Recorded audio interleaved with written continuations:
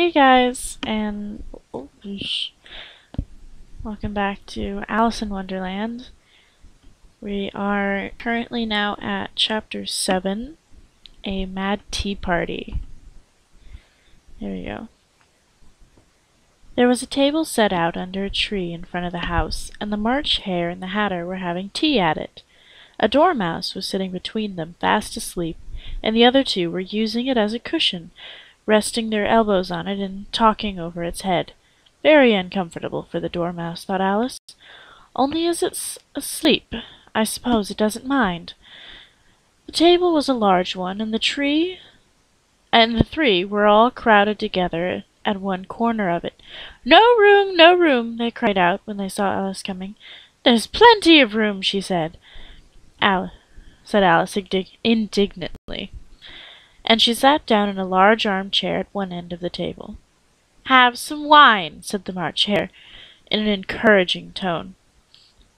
Alice looked all around the table, but there was nothing on it but tea.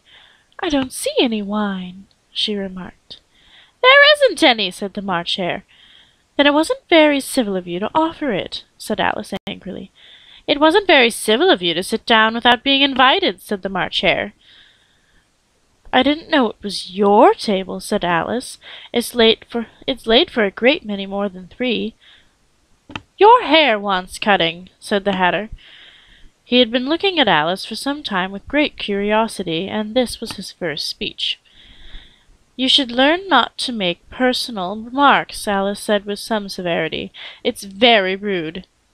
The Hatter opened his eyes very wide on hearing this, but all he said was, "Why is a raven like a writing desk?" "Come, we shall have some fun now," thought Alice. "I'm glad they've begun asking riddles. I believe I can guess that," she added aloud. "Do you mean that you think you can find out the answer to it?" said the March Hare.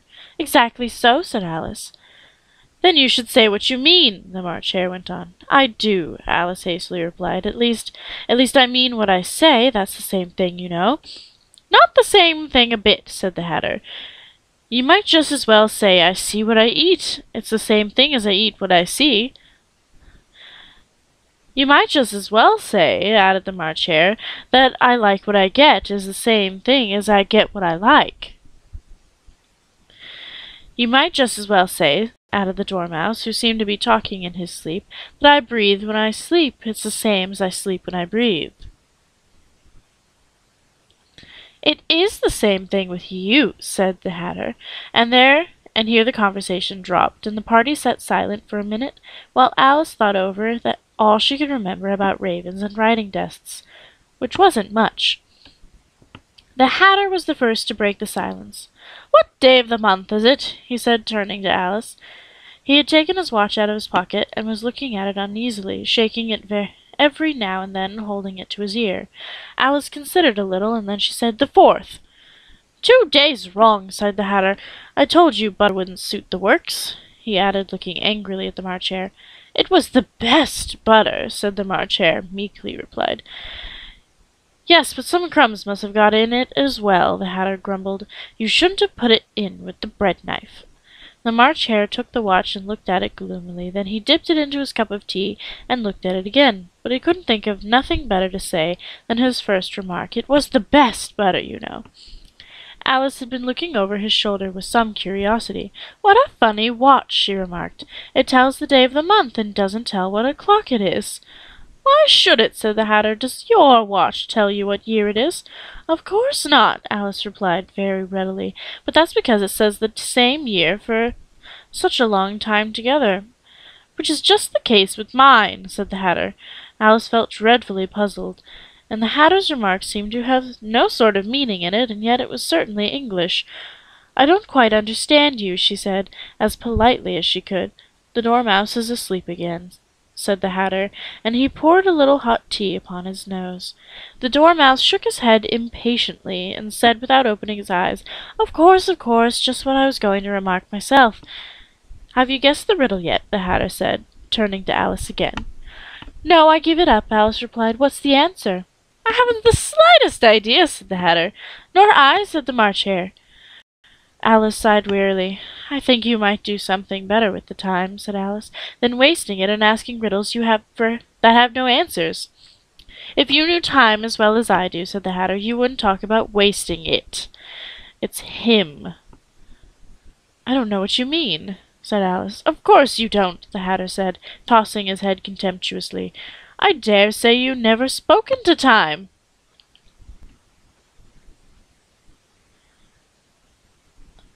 "Perhaps not," Alice cautiously replied, "but I know I have to beat time when I learn music." "Ah, that accounts for it," said the Hatter. "He won't stand beating. Now, if you only kept on good terms with him, he'd do almost anything you'd like with the clock. For instance, suppose it were 9 o'clock in the morning, just time to begin lessons. You'd only have to whisper a hint to time, and round goes the clock in twinkling, 1:30. Time for dinner." "I only wish it was," the March Hare said to himself in a whisper. "That would be grand, certainly," said Alice thoughtfully. "But then I shouldn't be hungry for it, you know." "Not at first, perhaps," said the Hatter. "But you could keep it to 1:30 for as long as you liked." "Is that the way you manage?" Alice asked. The Hatter shook his head mournfully. Not I," he replied. "We quarrelled last March, just before he went mad, you know," pointing with his teapot at the March Hare. "It was at the great concert given to the Queen of Hearts, and I had to sing, 'Twinkle, twinkle, little bat, how I wonder what you're at.' You know the song, perhaps." "I've heard something like it," said Alice. "It goes on, you know," the Hatter continued, "in this way. Up above the world you fly, like a tea-tray in the sky. Twinkle, twinkle—" Here the Dormouse shook himself, and began singing in its sleep, "Twinkle, twinkle, twinkle, twinkle," and went on so long that they had to pinch it to make it stop. "Well, I'd hardly finished the first verse," said the Hatter, "when the Queen jumped up and bawled out, 'He's murdering the time! Off with his head!'" "How dreadfully savage!" exclaimed Alice. "And ever since that," the Hatter went on in a mournful tone, "he won't do a thing I ask. It's always 6 o'clock now." A bright idea came into Alice's head. "Is that the reason so many tea things are put out here?" she asked. "Yes, that's it," said the Hatter with a sigh. "It's always tea time, and we've no time to wash the things between whiles." "Then you keep moving round, I suppose," said Alice. "Exactly so," said the Hatter, "as the things get used up." "But what happens when you come to the beginning again?" Alice ventured to ask. "Suppose we change the subject," said the March Hare, interrupting, yawning. "I'm getting tired of this. I vote the young lady tells us a story." "I'm afraid I don't know one," said Alice, rather alarmed at the proposal. "Then the Dormouse shall," they both cried. "Wake up the Dormouse!" And they pinched it on both sides at once. The Dormouse slowly opened his eyes. "I wasn't asleep," he said in a hoarse, feeble voice. "I heard every word you fellows were saying." "Tell us a story," said the March Hare. "Yes, please do," pleaded Alice. "And be quick about it," said the Hatter, "or you'll be asleep again before it's done." "Once upon a time there were 3 little sisters," the Dormouse began in a great hurry, "and their names were Elsie, Lacie, and Tilly, and they lived at the bottom of a well." "What did they live on?" said Alice, who always took a great interest in questions of eating and drinking. "They lived on treacle," said the Dormouse, after thinking a minute or two. "They couldn't have done that, you know," Alice gently remarked. "They'd have been ill." "So they were," said the Dormouse, "very ill." Alice tried to fancy herself what such an extraordinary way of living would be like. But it puzzled her too much, so she went on. "But why did they live at the bottom of a well?" "Take some more tea," said the March Hare to Alice, very earnestly. "I've had nothing yet," Alice replied in an offended tone, "so I can't take more." "You mean you can't take less," said the Hatter. "It's very easy to take more than nothing." "Nobody asked your opinion," Alice asked. "Who's making personal remarks now?" the Hatter asked triumphantly. Alice did not quite know what to say to this, so she helped herself to some tea and bread and butter, and then turned to the Dormouse and repeated her question. "Why did they live at the bottom of a well?" The Dormouse again took a minute or two to think about it, and then said, "It was a treacle well."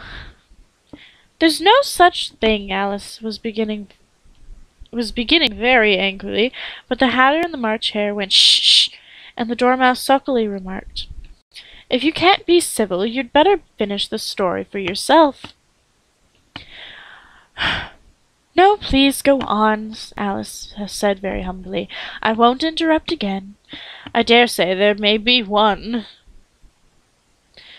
One indeed, said the Dormouse indignantly. However, he consented to go on. And so the three little sisters, they were learning to draw, you know. What do they draw? Said Alice, quite forgetting her promise. Treacle, said the Dormouse, without considering at all this time. I want a clean cup, interrupted the Hatter. Let's move one place on. He moved on as he spoke, and the Dormouse followed him. The March Hare moved into the Dormouse's place, and Alice rather unwillingly took the place of the March Hare. The Hatter was the only one who got any advantage from the change, and Alice was a good deal worse off than before, as the March Hare had just upset the milk jug into his plate. Alice did not wish to offend the Dormouse again, so she began very cautiously. But I don't understand. Where did they draw the treacle from? You can draw water out of a water well, said the Hatter, so I should think you could draw treacle out of a treacle well. Stupid? But they were in the well, Alice said to the Dormouse, not choosing to notice this last remark. Of course they were, said the Dormouse. Well in. The answer so confused poor Alice that she left the Dormouse go on for some time without interrupting it. They were learning to draw, the Dormouse went on, yawning and rubbing its eyes, for it was getting very sleepy, and they drew all manner of things, everything that began with the letter M. Why with an M? Said Alice. Why not? Said the March Hare. Alice was silent. The Dormouse had closed his eyes by this time and was going off into a doze, but on being pinched by the Hatter, it woke up again with a little shriek and went on. That begins with an M, such as mousetraps and the moon, and memory, and munchness, and, you know, you say things are much of a muchness. Did you ever see such a thing as drawings of a muchness? Really, now you ask me, said Alice, very much confused. I don't think. Then you shouldn't talk, said the Hatter. This piece of rudeness was more than Alice could bear. She got up in great disgust and walked off. The Dormouse fell asleep instantly, and neither of the others took the least notice of her going, though she looked back once or twice, half hoping that they would call after her. The last time she saw them, they were trying to put the Dormouse into the teapot. At any rate, I'll never go there again, said Alice, as she picked her way through the wood. It's the stupidest tea-party I ever was at in all my life. Just as she said this, she noticed that one of the trees had a door leading right into it. That's very curious, she thought. But everything's curious today. I think I may as well go in at once. And she went in. Just as she said this, once more she found herself in the long hall and close to the little glass table. Now I'll manage better this time, she said to herself, and began taking the little golden key and unlocking the door that led into the garden. Then she went to work nibbling at the mushroom. She had a piece of it in her pocket till she was about a foot high. Then she walked down the little passage, and then she found herself at last in the beautiful garden, among the bright flower beds and the cool fountains. That's the end of chapter 7. Thanks a lot, guys. Have a good one.